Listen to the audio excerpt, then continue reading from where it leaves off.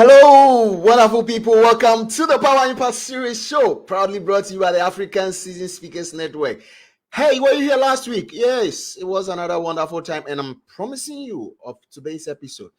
If you are the only one online now, do you know what I would love you to do? Kindly share the link. Let others join in because, hey, today we are getting into the palace. We are getting into royalhood today, and you wouldn't want to miss today's episode. So, you know what? Get the link, share it, and let others also join us for this wonderful episode that we have in today. Good afternoon, good morning, depending on where you are watching us from. My name is Ambassador Benjamin Osuansa, and it is always a pleasure having you here on the Power Impact series. And today, I just can't wait because there are a lot of surprises going to spring for today on this episode. So before we do that, and before we go on again, I just want to do a quick commercial break. I'll take my first commercials, and right after, you know what I'm going to do? I am going to introduce to you our guest for today. But before we do, get into the chat area. Let me know who is online with me. Let me know who is joining me, and let me know where you are joining me from. And we kickstart our conversation. Stick around, don't go anywhere. Share the link. Need a spark to kickstart your innovation? Looking for thought and talks to get things moving? Wondering how to navigate a future full of change and uncertainty? With the eye-opening stories of digital disruption, extreme customer centricity, organizational innovation, and global shift, our collective of speakers, MCs, and moderators will shift your perspective. Meet our speakers. For booking and interviews, contact us on 0246 054092 or send us a mail info.abscessnet@gmail.com. You can also follow us on all social media channels at AbscessNet Global, African Seasoned Speakers Network, influencing the next generation of Africans. Influencing the next generation of Africans, and that is all we stand to gain, or what we stand for. And that's why we are here today. So, as I said, get into the chat area. Let me know who is online with me. Let me know who is online. Let me know where you are joining me from. And then, as we say, share the link. Share the link. Let others also benefit from what we're doing today or what we're going to do today. So, get into the chat area. Let me know who is online with me, and let me know where you are joining me from. Share the link as well. It's going to be a wonderful journey today. Yeah. Thank you so much for joining me, Kwame, all the way from Ghana. Yes, it's going to be an awesome evening. I like it. I'm liking the vibe and then the energy in the house already. Yes, it's going to be a wonderful time. Keep it coming. Share the page. Let others also join. All right. Now let's go straight into introducing our guest for today. I just make it brief and we go. Right. His Royal Majesty Gerard Marine Messina came to power in 2018 after the passing of his father. I'm very careful with names. Nkukuma Robert Bekele Mayeni. As the crown prince, naturally he assumed his inheritance as the Nkukuma king of Imo Para community in the central region of Republic of Cameroon, which is located in Central Africa. The community consists of 7,000 Ito Beti people who are a subgroup of the Ikambeti, which is the largest ethnic group in the Central African region that spans from Cameroon to the Republic of Congo, including Gabon and Equatorial Guinea. His Royal Majesty Gerard Marie Messina, who accepts traditional values over globalization. Because of these views, he was appointed as a civil status officer by the Cameroon government, which is a local community mayor with all powers vested to celebrate marriages and issue birth certificate as well as death certificate. He works as an associate professor in the Department of African Literature and Civilization at the University of Yaoundé in Cameroon. As of January 1, 2023, he became a member of the board of directors for the African Roots and Heritage Foundation based in Detroit. Being inspired, he highly encouraged ARHF to open an office in Cameroon. Because of ARHF's effort to reconnect Africans to the diaspora, to Africans on the continent, he witnessed a miraculous journey of return to Africa from Professor Anita Diop. This reconnection of African Americans to Africa motivated an introspection to search out and know how these people who look like himself and other Africans, possibly through long lost relatives, through their journeying around the world, as he walked towards the African Renaissance and common ancestors, says that we cannot go forward until those in the diaspora are reclaimed. And that is one of his philosophies he shares as well. Has already communicated with more American or African Americans. He has heard and received a lot of requests that people are asking that they come together and help with the renaissance and the building of Africa and pushing forward the agenda of getting people back to their roots. Through the DNA test, African Americans can now identify their village, their people, the DNA codes, cultures, and traditions, and be given access to settle back home without losing of any property in the diaspora. This is the alliance that our guest is offering to DNA tested Cameroonians all over the world and wherever they find themselves. Ladies and gentlemen, if you are ready, because I am ready, we want to invite for the very first time onto the Power Impact series no other person than His Royal Majesty.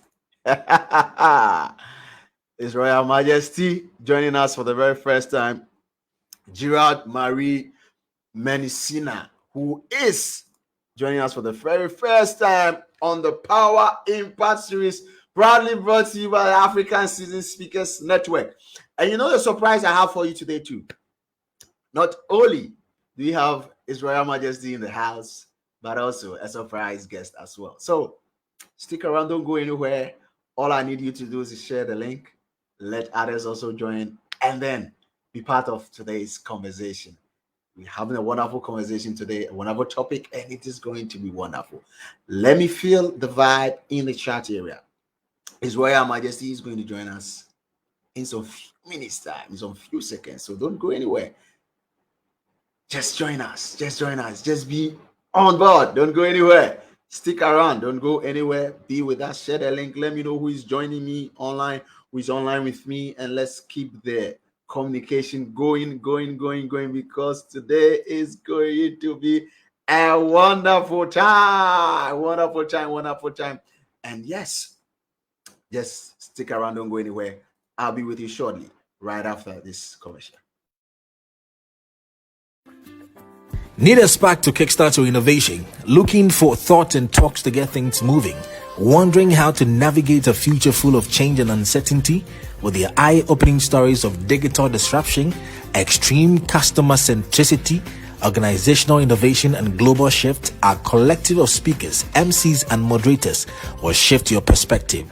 Meet our speakers. For booking and interviews, contact us on 0246 054092 or send us a mail info.accessnet@gmail.com. You can also follow us on all social media channels at AccessNet Global, African Seasoned Speakers Network, influencing the next generation of Africans. Right, influencing the next generation of Africans, and that's what we seek to do. Ladies and gentlemen, help me welcome for the very first time onto the Power Impact series show no other person than King Professor Gerard Marie Messina joining us for the very first time, and we want to give him a round of applause. Yay! Hello, how are you, His Royal Majesty? I'm good. Thank you very much. I'm really good and happy to be part of you. It is really wonderful to be connected with this magnificent platform. Thank you so much for also coming onto this platform. Today we are speaking with the Royal Majesty, so we're going to be very, very careful with how we're going to talk and how we're talking. So, hey. All right. So, not only do I have here His Royal Majesty, but also a wonderful person who has been on the platform before. This is a second time of coming onto the platform. Ladies and gentlemen, help me welcome also onto the platform today, Professor Anita Maridio. Hey. Hello, Ambassador Benjamin. It's good to see you again. Right. It's good to see you too. How have you been? I've been fine. We've been on a very intense schedule, but we've been covering a lot of road. And I love your energy and intensity. It's just awesome. That's okay. Thank you. I'm with the Royal Majesty, and then probably the sister. So it's going to be a wonderful time. So to our king, I read a little bit about you, but since you are here, we want to hear more about you. Want to know who really is His Royal Majesty. Are you getting? Yes, I'm hearing you. We're having some technical difficulties. We cannot hear you. Hello? Your voice is going in and out. Can you hear me now? Can you hear me now? Hello? Hello? Yes, I can hear you. Can you hear me too? No, we are not getting you very well.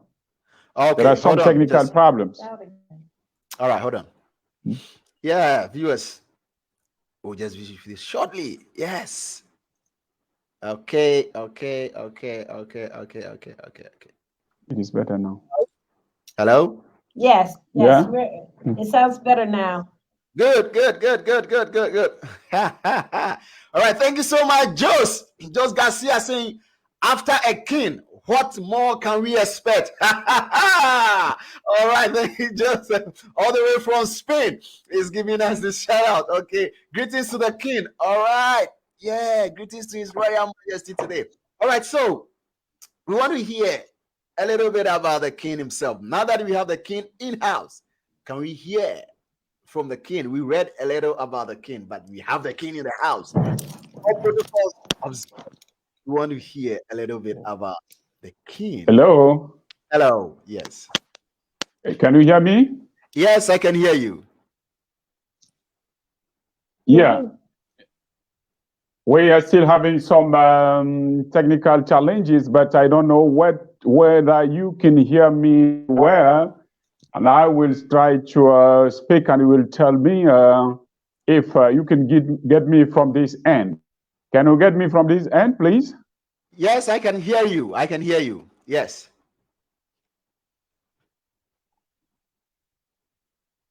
Hello? Yes, we can hear you. Okay. Thank you very much. As I said from the very commencement of the meeting, I'm really elated to be part of you. This is a wonderful platform that promotes the interests of the African continent. And I was opportune to be part of the follow-up for a good number of occasions. And I did like what you have been doing so far for the promotion of the image of Africa, addressing very important issues. And today, given the peculiarity of the theme, the scrutiny, I believe we'll have good interactions. And I will humbly and modestly come up with some specific pieces of content as to light the global functioning of not only the African culture in general, but also more specifically, what can be done today to ensure that the necessary connections are established between African Americans as the lost sons and daughters of Africa and the African continents by bringing in the missing portions of their identity, the variable culture, which is missing in the identity of African Americans as the lost sons of Africa. And by reconnecting them with the continent, we have the responsibility at the level of the traditional kingship to let them get exactly what will be very important and absolutely necessary for them to gain back what is missing in their identity. As you do know very well, if you do not have a culture, it means fundamentally you do not have any identity. And identity is really a challenge that establishes the coherence of the psychological profile, the cultural profile, the social profile, as well as the economic and the political profile of any society. All right, that's lovely. Yeah.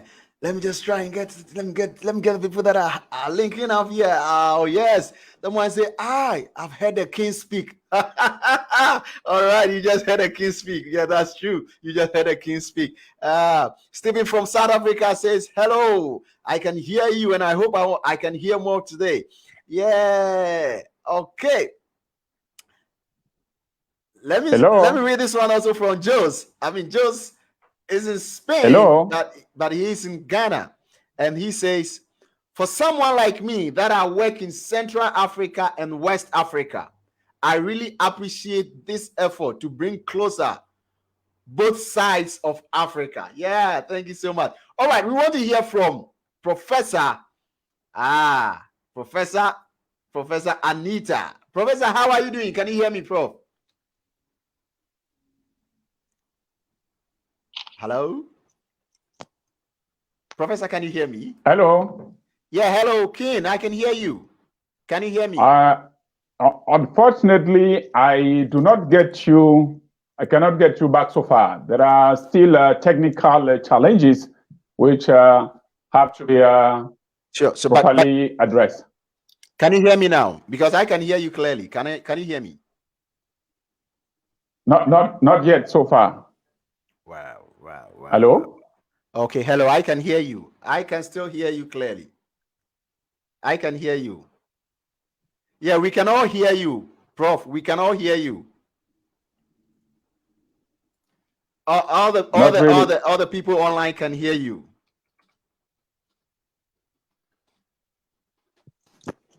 We can all hear you, Prof. As well as His Royal Majesty. We can all hear you. Professor Anita, can you hear me? Can you hear me? Hello, yes. I can hear you. I cannot hear you back. But I can hear you. I can hear you. We can all hear you. All of us online can hear you.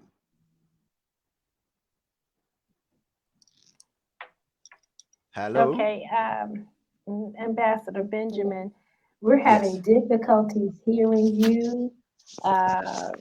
So I think we can take a break and see if we can iron out these difficulties, because we're not getting you at all.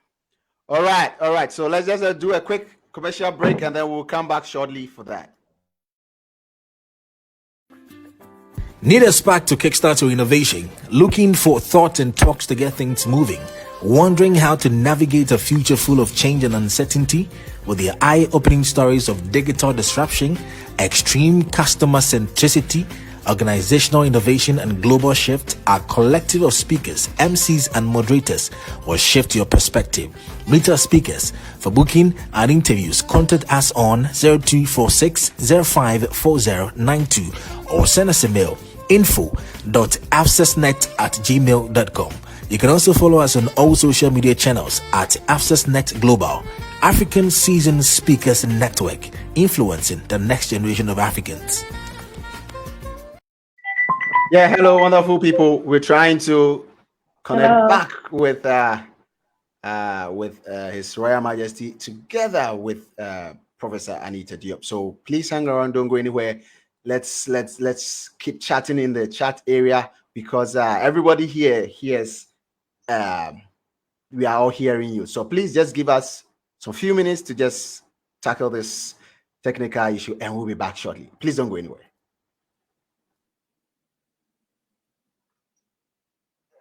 Yes, yes.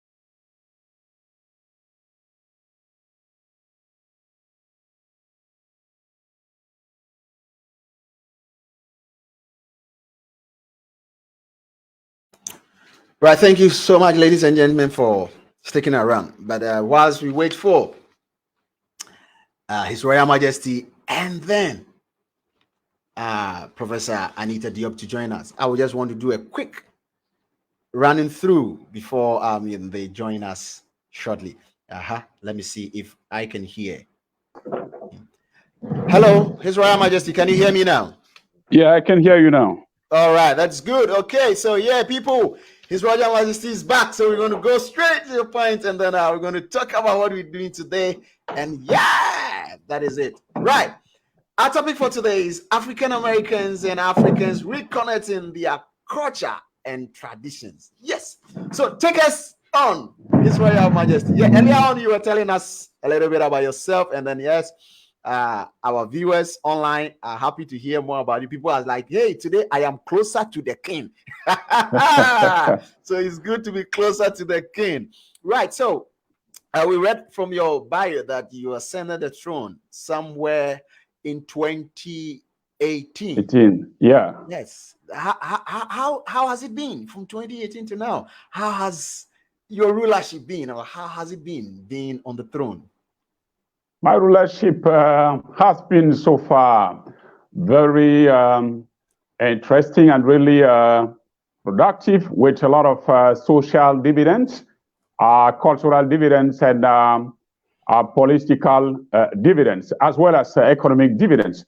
And I have to confess that initially, in my very large ethnic group, since I belong to the Ekambeti people community, a very large ethnic group of the Central African region, Ekambeti people in Cameroon, and the group spans from Cameroon to Congo via Gabon and Equatorial Guinea. And in the past, traditional governance used to be some sort of specific activity reserved or dedicated to those who were not educated people or learned people. And whenever it was about accessing the throne, they will rather think if you have been opportune to access a certain level of education exposure, as well as international activities, it will not, in fact, be your business. But before 2018, I started interacting as directed by the former king and with his collaborators, and I started interacting with them in some sort of called traditional training in culture, for me to be able to cope with the requirements and exigencies of the global issues that pertain to traditional governance. And by the time I was opportune to be trained, I did realize that it was absolutely necessary, without abandoning the fundamental cultural variables. It was somehow very important to take into account rules and principles of modern governance. So my rulership, my kingship is so far some sort of blend of fundamental variables of tradition in terms of culture and, of course, principles of modern governance that help me put in place a very, very effective team and global mechanisms of governance, which so far granted me very important and positive results as far as social dividends are concerned, cultural dividends, political dividends, and economic dividends. So the community is better organized in all those different aspects. And if I may say something about the project in which we are working, in my capacity as a university professor, I happened to meet Queen Professor Anita Diop within academic, specific academic activities, since she's a very vibrant propounder of African culture through the Americas, Africa, and other continents. And our views were totally convergent about the necessity within the framework of the African Roots and Heritage Foundation she created. Our views were totally convergent about the necessity to work within the perspective of helping our lost sons and daughters in the Americas who are really yearning and they are crying for some lost identity they should necessarily regain. And pondering on the issue, we did realize that if nothing is done in a very pragmatic and concrete way, we will still be theoretically complaining or helping them complain about their missed or lost identity without doing any practical thing, without taking any further step ahead to ensure that we can help them reconnect with their culture at the level of the African continents. And given that in a different kingdom, the different kingdom shepherdries and other traditional organizations, we can still, as it is the case in my community, decipher the real identity of the African continent through cultural manifestation, through cultural practices, and whatsoever can help them spiritually, psychologically, and emotionally reconnect with their continent. That's why I came over to meet our lost daughter and son within the framework of the Black History Month in the United States of America. And while interacting with them on the field, I can realize that the need is very, very important. They can have, to be very, very honest, a better economic situation, even a better political situation, since most of them are doing politically and economically well, even if, of course, the masses, the most important numbers are still striving hard while being confronted with economic challenges.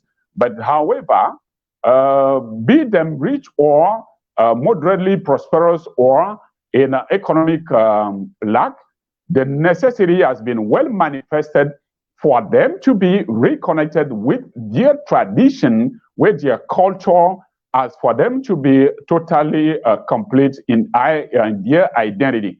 And they are really yearning, they are really crying, they are really crying about the necessity to do that. That is why in the different missions we have assigned to ourselves as well as to those who are part of the organization, it will be very important to trace or retrace back the global itinerary of slavery, not just for the necessary emotional shock that will help them really know who they are, but beyond the necessary emotional shock, they have to be reconnected with the different villages. And that's why in the global program, we have as one of the prominent stages, the DNA testing program. And once you have gone through the DNA testing program, and if the genes have revealed that you are from Cameroon, everything possible will be done for you to be directly reconnected to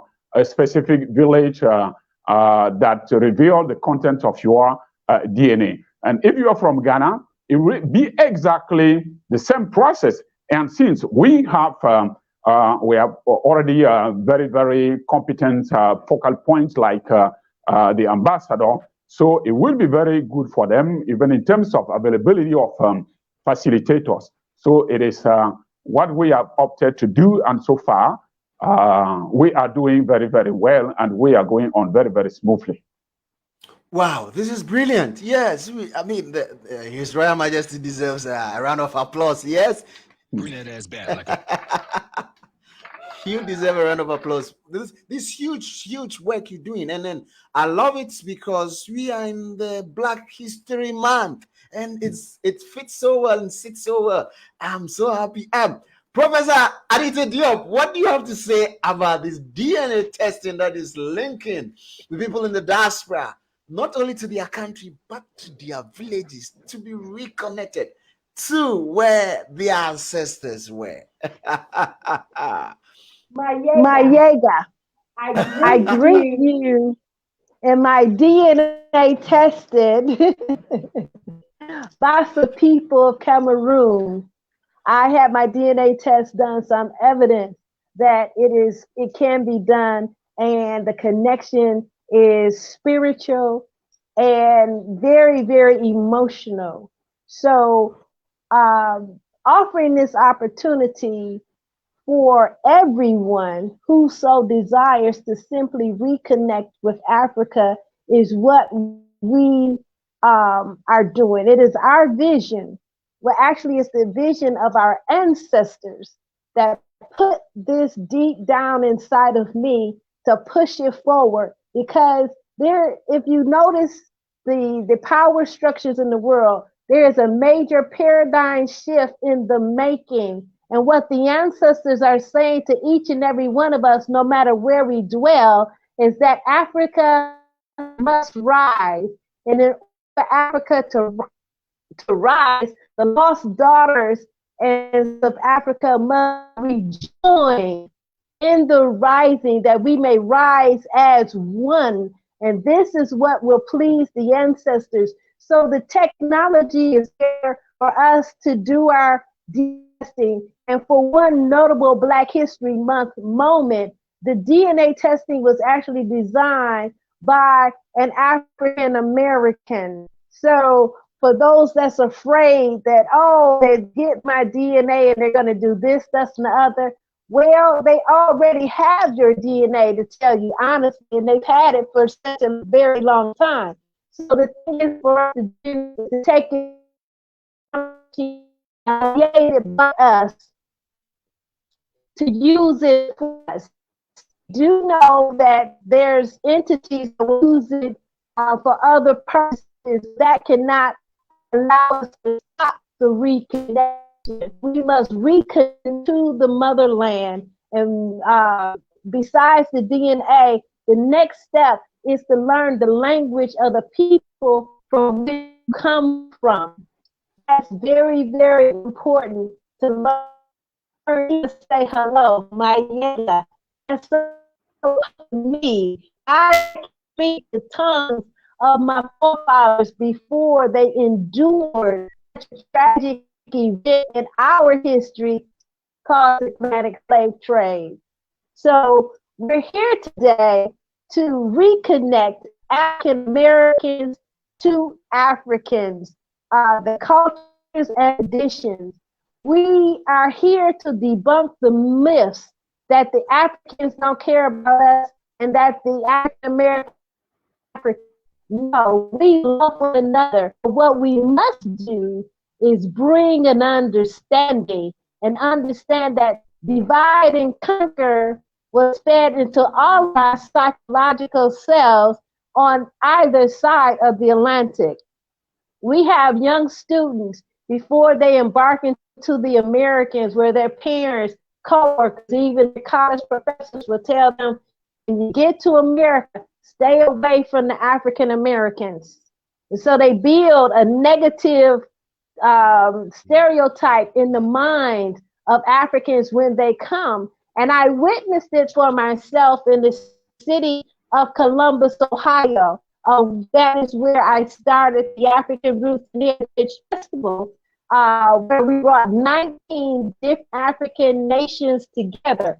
And the reason why we did it is Hello, Prof. I'm losing you. I'm losing you. Hello, can you hear me?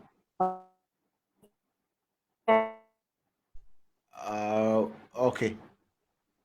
Okay, I'm losing Professor Anita. Yes. Yes. Can you hear me now? Yes. Yes. I was Yes, I losing can you. hear you. All right. Yes. All right. So please go on. Yeah. Okay. So the city of Columbus, Ohio, is very unique in that it has 35 nations of population of Africans from 35 different nations and populations of 10,000 or more. So unlike other cities with a huge population, people can get lost in the mix. But in Columbus, it's a small town, so no matter where you go, you're going to run into somebody from Nigeria, somebody from Somalia. And I had the experience when I worked for Franklin County that I ran into with 7 different Africans from 7 different nations. So I had to take stock. What am I looking at? It was dropped in my heart to recognize the African Roots and Heritage Festival to bring us all together to share culture. And what I found is when I was young in the city of Detroit, the city was split. You had the white neighborhoods and you had the black neighborhoods. So you went to the black schools if you were black, and you went to the white schools if you were white.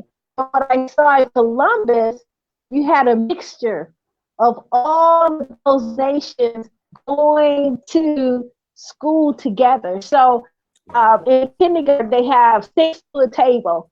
So those 6, Nigerians, South African, Somalia. So these people from the various countries are growing up together. For me, that signal a microcosm of unity. If we could capitalize it here in Columbus, we could be the microcosm of unity to the entire continent. So ever since that time, I have been really pushing to bring unity and to share culture. Why is it important to share culture? As a lost person from the transatlantic enslavement of our people, when you speak your native language, that reconnects me to my ancestors. And that is so important. So you have to share different things. And in my research, I found that there's so many different foods that we brought from Africa. Now, they may be prepared slightly different, but the core component of the way that we prepare our foods, we can look directly at a specific country. Like in our case, my people come from South Carolina. And I had the opportunity to visit Angola, and they had a dish called funge. And that funge dish was collard greens and cornbread. And that is one of the southern dishes that you'll find in the United States. And that dish is prepared almost exact. So Right. this is how we share culture to re-identify ourselves and connect Right. with those on the continent for the building up of the African continent and people. Wow. For the building of the African continent and people. Okay, to you. It's Royal Majesty. So how has the journey been so far as you are in the diaspora? How has it been? How the diasporans receive you? How's the reception be? Are they so okay when you meet them, when you're talking with them? Are they willing to, take the test and then find wherever they are in Africa? And are they willing to relocate or make a visit to their ancestral home? How has the reception been so far, His Royal Majesty? The reception has been very, very positive so far. I have been warmly received and very, very solicited.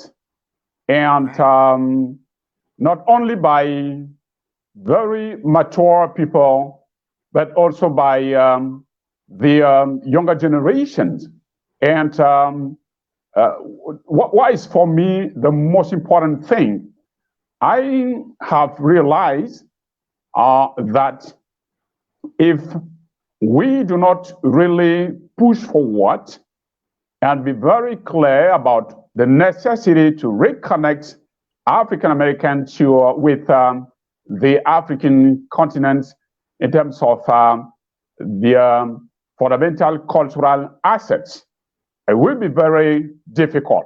And we will be running the risk to have them lost what has been probably invested in terms of a political effort, in terms of economic effort by very committed, iconic African Americans. And we do know that with the Harlem Renaissance movement, some of the leaders, among which W.E.B. Du Bois, did a wonderful job by rebranding the image of what they call at the time Negroes. So Negro is a very pejorative term, but they successfully transform and give a new content by posing the problem to the problem of redefining the profile of what they call the new Negro. The new Negro as a very autonomous, a very independent, psychologically speaking, economically speaking, emotionally speaking, economically speaking, as well as politically speaking. So when I interact with them, I will naturally realize that they are Americans. If we do take into account the investment of the past by the iconic leaders I've just evoked. But the point is, the different challenges, political challenges, economic challenges, cultural challenges they are being confronted with tend to let them doubt about themselves in terms of who they are. And we should not forget, W.E.B. Du Bois posed the problem in those terms, while he was asking whether the Negro, I mean by Negro, the African Americans, is an American or rather a Negro. And the answer was quite clear. He's naturally an American because he was born on the American soil, and he's a Negro. By Negro, I mean African Americans. And the problem is, he's an African American because his ancestors came from Africa, and that is where the most important part of their identity is lying. And by interacting with them, I happened to let them clearly see, and they are very, very motivated. Even those who didn't in the past, those who were not willing to take their DNA testing program, are opting now for the DNA testing program.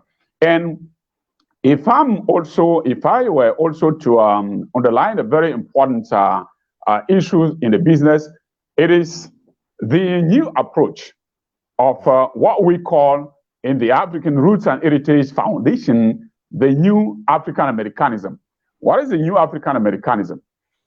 In the past, we do know Marcus Garvey did a very important work, but the very content of his global political proposal was the necessity to disconnect African Americans from the Americas and let them get back in a very frustrated and radical way to Africa without having any further intention to reconnect with the America, given the whole lot of frustration they happen to go through. But now we say African Americans are Americans, they are African Americans. But the problem is the African portion of the African American identity is missing.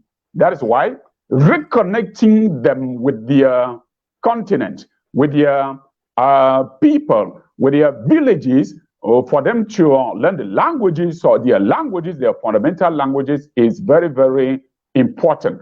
And they are very, very receptive since the approach is not aiming at recommending them to lose the property they have already managed to gain by their commitment, their effort, their total engagement.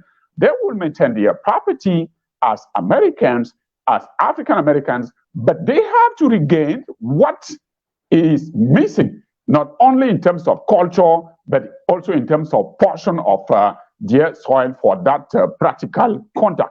It means they will feel free to settle in Africa, spend a good number of months, get back to America. They will feel free to initiate economic projects with Africans and run businesses with African or among themselves from their continent, or spread their different activities. They expand the different activities they are already carrying out on the American continent. So it is very, very wonderful. I cannot efficiently describe what I'm living while interacting with them, but what I can realize is that the need is really there. While talking with my friend Ellen told me, wow, my child told me he would like to meet you. He is hearing about the king for the first time, apart from the Bible. So for them, the only place they are talking about kings is the Bible. So for real, they have the opportunity to know that they are kings and queens. So one day they connect with their village, they will regain their status of kings and queens. I'm really elated to be a part of the business. It's really wonderful. Wow. His Royal Majesty is not only carrying royalty in Africa, but he's an ambassador to the diaspora world. And that is beautiful. That's so beautiful. Okay, to our people in the diaspora, you know what? Come home to become kings and queens. It's not only in the Bible. You can be made kings and queens home. Come and take your stools. Come and take your royalties home. Reconnect back. On that note, I just want to acknowledge those joining us. Okay, Jos from Spain says, first time I'm hearing about the DNA testing. I think you can help a lot for some special young African Americans to find their roots and feel proud of it. Interesting. Augusta, thank you for joining. Kwame, surprise. He says, great submission from His Royal Majesty. Nana Kweku Sasu Amkuma says, wow, this is wonderful. Nana Blessing says, oh yes, I'm getting closer to the king. This is beautiful. This is beautiful. I'm loving this. So, His Royal Majesty, what about the business opportunities? Are these people in the diaspora? Are these our brothers and sisters who are stuck in the diaspora?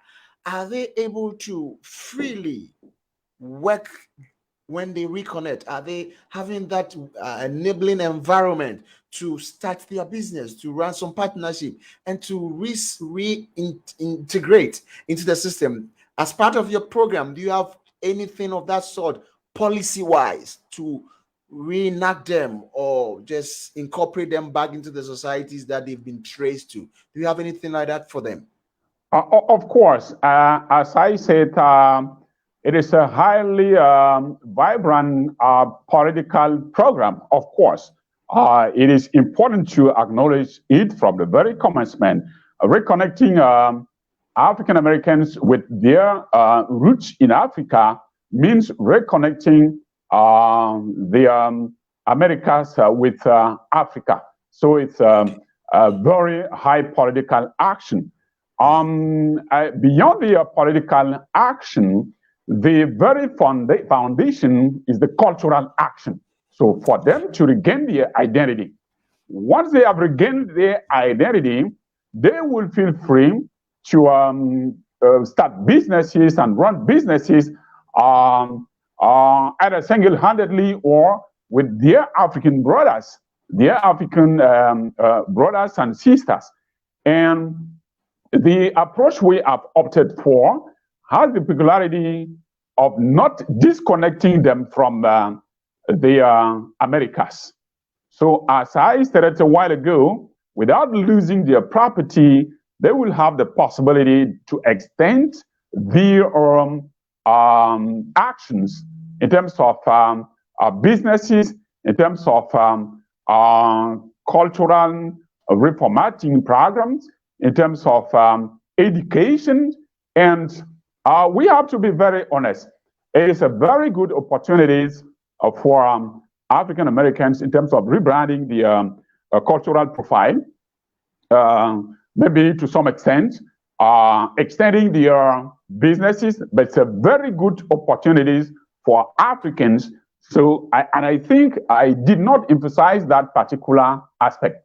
During the conference in Kentucky, the program organized by the African Roots and Heritage Foundation, within the perspective of within the framework of the Black History Month, during the conference, what I had to clearly emphasize is also this.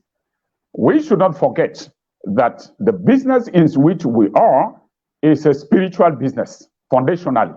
Why a spiritual business? Because there is a thesis we have been propounding. There is a theory we have been propounding, according to which Africans do not have any responsibility in the slave trade process, which is very fake.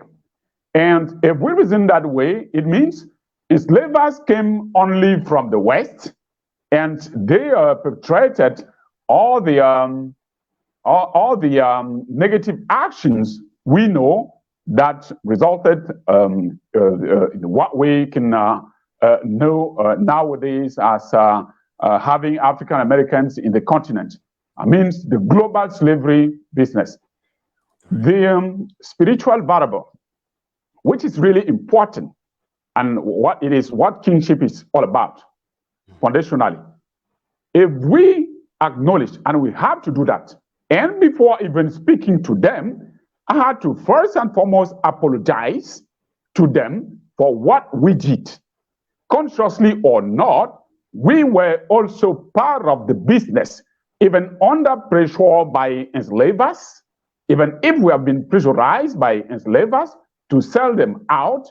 Whatever the case, we still carry the curse of having participated. So it is our duty to acknowledge and apologize, and we will be blessed while blessing our sons and daughters who were lost. And those lost sons and daughters, once we apologize to them, can see our sincerity, our commitment, the purity of our hearts, and then they will fully get back with our blessings, and they will reconnect to us sincerely, and with the necessary blessings, we will absolutely prosper. And if you take a look at what is happening in Israel, we'll realize that the strength of Israel is the diaspora. How can Africa, how can we afford missing the opportunity to capitalize the vibrant, the prosperous, the most intelligent diaspora of the world? It will be very good for them to reconnect with their roots, and it will be very good for Africa to regain what they lost via. Let me tell you something. And those who were sold out was the strongest. They were the most intelligent in most cases. What that was the situation, and we can see what is happening now. So we have to rebrand. We have to rebrand our mind. We have to fix it and fix it in a very clear way in our mind that for having participated, there is a curse. We have to cleanse, to be cleansed off. So it's very, very important. And I told them, and once I apologized to them, I could feel some sort of spiritual transformation, and they opened up to me, telling me exactly what they deeply believe, and that is from there they could ask questions in terms of the global, economic environment, the global political environment, putting very, very profound and tricky question as far as the political functioning of the continent is concerned. And I did realize that most of them do have only the instrumentalized version of African life, which is being circulated by Western media in terms of catastrophes, in terms of whatsoever is not good in the continent. And I was so fortunate to let them know that Africa is the biggest continent on earth, the biggest. And that comprises, in terms of superficie, in terms of space, Europe, China, the United States of America, and many more Western countries for the single Africa. And I let them know that what is presented in the world map is very fake. So they couldn't, the Westerners, allow people to know that Africa is the biggest continent. And I told them they would be very, very surprised, positively speaking. And now that we are talking about it, let me tell you that day after day, people are calling to know more about how to proceed for them to join us and visit Africa. Visit Africa, target specific countries and go there, given the, taking into account the global tracing back of the global slavery itinerary, and taking into account the DNA testing process. Wow, this is beautiful. A lot of information being shared here by His Royal Majesty. This is lovely. And thank you for doing this. And we all come together and apologize to our brothers and sisters in the diaspora. That's our first point of contact to you. And the next one is that we invite you to come back home. Come and take your place. Right, let's want to bring on Professor Diop to also share some few thoughts with us.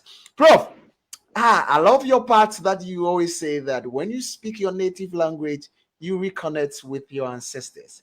And this being made known to our sisters and brothers in the diaspora so that they can reconnect with the ancestors because they are speaking the language that the ancestors spoke, that the ancestors understand. How is this reconnection being done? Are they really connecting that well to come back? What are some of your final words you want to share with us?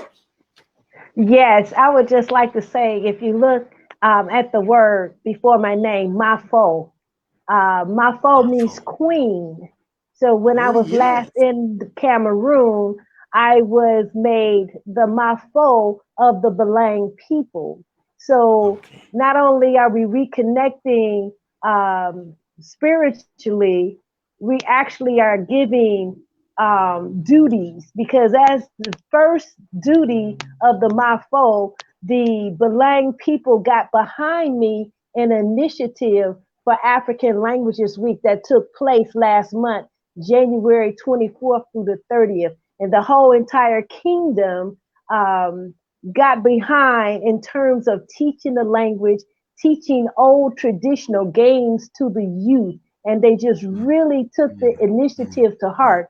So not only do we have an opportunity to reconnect we have a responsibility in charge to spearhead initiatives and getting the communities involved. So I feel very graced to have been anointed as the Mafo and actually carry out the duties and actually have a kingdom that would respond to my request.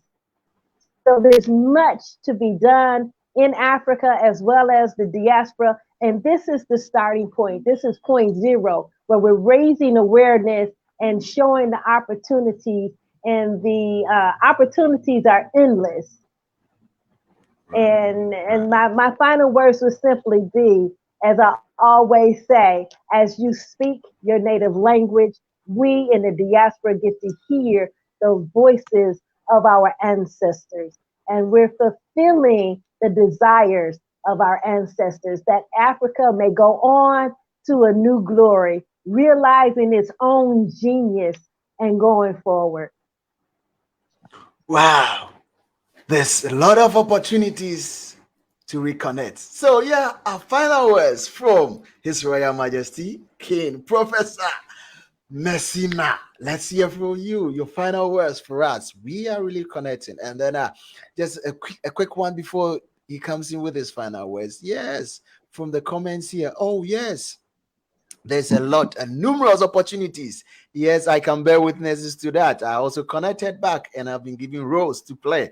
And yes, I feel more part of my people than being away. Thank you so much for sharing with us. And we all support this cause. That's beautiful. Yeah. So before, let's hear from His Royal Majesty. His final words. Thank you very much. As my final words, I would like to acknowledge with Queen Professor Anita Job that culture is currency.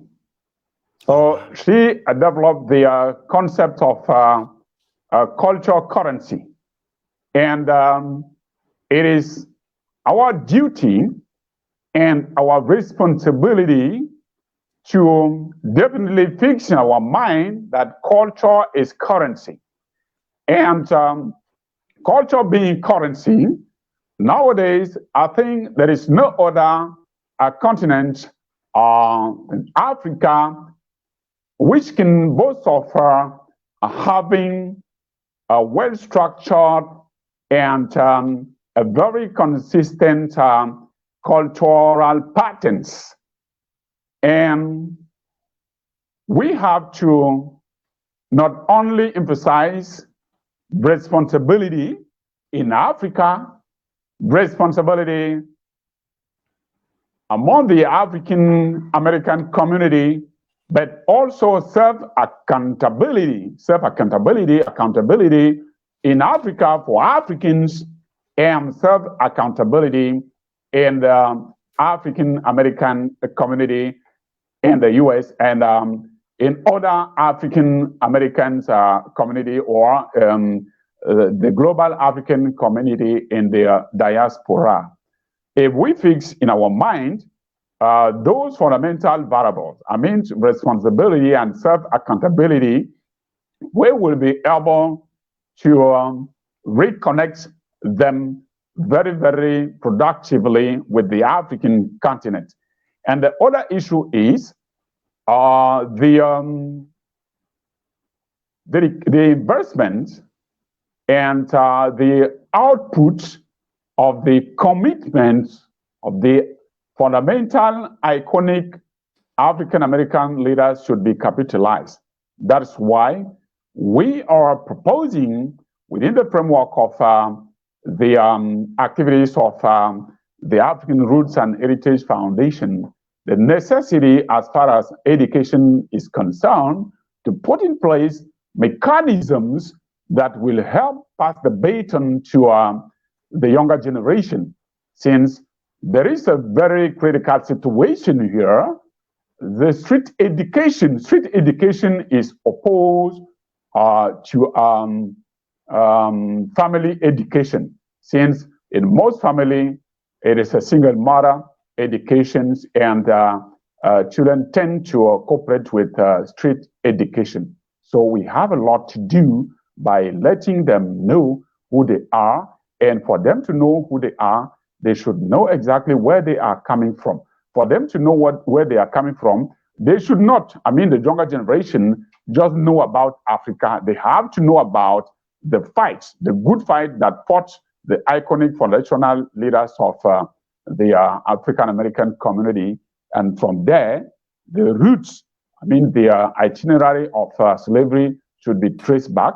And once traced back, they should be connected directly to their village to regain what they lost. Thank you very much. Right. Thank you so much, Professor. And then His Royal Majesty, together with Mafu Anita Diop, for coming here. We want to say a very big thank you for joining us for this episode. And we are so grateful for having time to spend with us. And as we do always, our hashtag for today's episode is culture is currency. That is our hashtag for today's episode. Culture is currency. Thank you so much for joining us, and we hope to have you again on another episode where we're going to talk more about these wonderful journeys that you have set or you've set yourself to doing. God bless you all, and we wish you all the best on this diaspora journey to reconnect our brothers and sisters in the diaspora back to their native villages and to pick up from where their ancestors ended up. Thank you so much, and we'll connect with you again. Thank you for having us. Thank you very much. Right. We'll have you sometime soon. Have a nice time. Bye-bye for now. Right. Thank you so much for joining us. And hey, this is it. It has been a wonderful time having His Royal Majesty in the house together with Mafu all the way joining us for today's episode. Yes. And before we do that, before we go, this part is proudly brought to you by Cyber Bells. We're going to have a little bit of cyber tips. And yes, we are in the season of Valentine's celebrations. And yes, again, the threat actors, the bad people are at it again. This is a good season for them to try all the techniques and all their scams that they want to pull up, because it is the season where people are about to celebrate and show love. So they are up with some techniques. Now, this is how they are operating. They are making use of romantic scams. They are impersonating people, picking people's photograph, and then hiding behind them as the people. And then they are trying to connect with people on social media pages. They set up a social media account, and their whole intent is to make sure that they lure people, they impersonate other people, and then they come to your social media pages and try to connect with you. And then they want to start a romantic relationship with you. And that is part of the scams they are putting up. Not only that, they are also putting up shopping scams. This is the moment, this is the time for purchasing of gifts for loved ones. And then they will always come up with some malicious links, and then they will be sending it to you that at discount prices. They will mimic your visiting or normally visiting online shops. They will mimic the website, they will mimic the pages, and then they will send you these malicious links for you to click on. And then once you click on it, they execute their malicious software or malwares, and then they're able to steal sensitive information from you, or to steal more important details from your device that you are using. They just come in always. These people are coming in with all techniques to get you. They also come in with phishing scams. They're going to send you emails, messages, and then telling you that they are running promotions, they are having discount packages for you to share with your loved ones, and then they attach malicious attachment. Once you click on that, they have access to your device, or a malware execute and then steal information from you. So be very careful in this season whilst we're celebrating. And these are some of the recommendations that you can have whilst you celebrating or whilst in this season. 1, be careful of unsolicited messages or emails claiming to be from romantic partners. They will first of all starting as establishing a romantic relationship with you, and then from there they will start soliciting for money. They will start soliciting for sensitive information. Be aware of that. And 2, be careful of too good to be true deals this season in respect to packages and then gifts. They're going to come in with all packages and all offers to you. Be very careful about some of these packages that they are going to send to you. 3, do not share personal information with people you don't know. In this season, they're going to come, they're going to pose as people that you might know. But if you don't know them, be sure of not sharing sensitive or personal information with such people. 4, use reputable online marketplace or retailers when purchasing Valentine's gift. Be so sure you can check reviews of people that have used those portals or that have used those marketplaces to purchase items before you transact businesses with these pages or platforms. 5, be careful of online romantic partners who make requests for money or other sensitive information. Be careful this season and make sure that you are safe, you are cyber smart this season. They are always coming at you in different way. Make sure you don't lose your guard in this critical time whilst we are celebrating the month of love, and also it is the Black History Month. Thank you so much for joining, and as I always say, dreams are in level. Make sure you get to the top level of your dream. To meet next time, same time next week on the same platform. Have a good week, and remember that culture is currency. Have a wonderful week. My name is Ambassador Benjamin Oswansa. Thank you for joining me for this episode.